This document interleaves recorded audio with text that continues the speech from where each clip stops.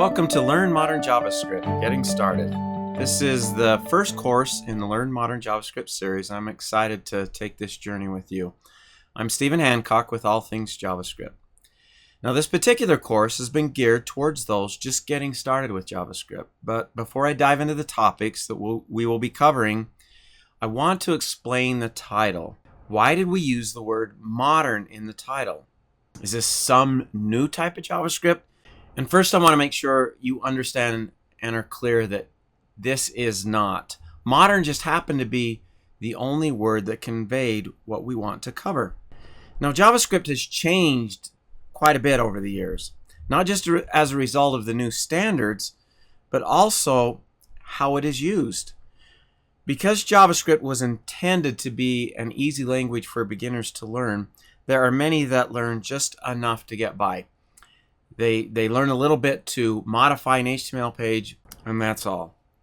It's my belief that JavaScript is a powerful language and should be learned fully and not casually. At one time, perhaps learning it casually was probably enough, but that time, I think, is past. To take full advantage of the language, you need to spend time to learn its capabilities. So now, why did we choose to call it Learn Modern JavaScript? Well, it was for three main reasons. First, the course will include many JavaScript topics from the ES6 or ECMAScript 6 standard. Now, if you've not heard of ECMAScript or ES6, don't worry, we'll cover that a bit later. The course will also teach JavaScript best practices. Now, this helps to avoid some of the quirks of JavaScript and prepares you for the modern applications of JavaScript. Finally, you'll learn the full language, the full JavaScript language, not just the tricks for the browsers. You'll learn JavaScript in a way that you can apply it outside of the browser, because JavaScript is not just for browsers anymore. These are the overriding goals for this course and this series. This first course, this Getting Started course, will provide you with the grounding you need to continue with the more advanced courses, which will come later. Now, let's take a look at the topics that we will cover. First, in the introductory section, I'll provide some background to JavaScript that I feel is important or helpful. In the Getting Started section, you will get your feet wet with entering some JavaScript, and you'll learn the ins and outs of the language. Then we will move on to the fundamentals section, where you will learn the basics of the JavaScript language.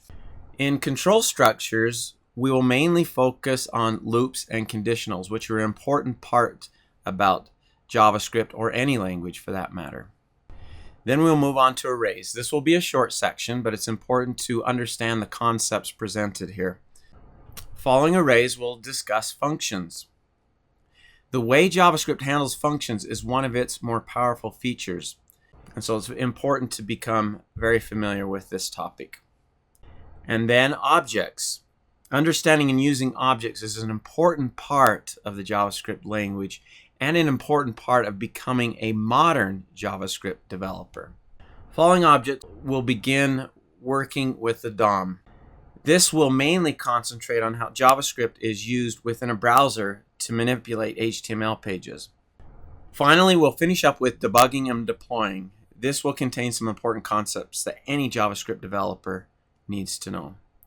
Throughout the course, I'll have you complete different assignments. These will help you to learn the concepts presented. The files for all of these assignments, or the files for anything that I'm working on in the course, can be found with the lectures. So without any more delay, let's get started with some introductory information regarding JavaScript.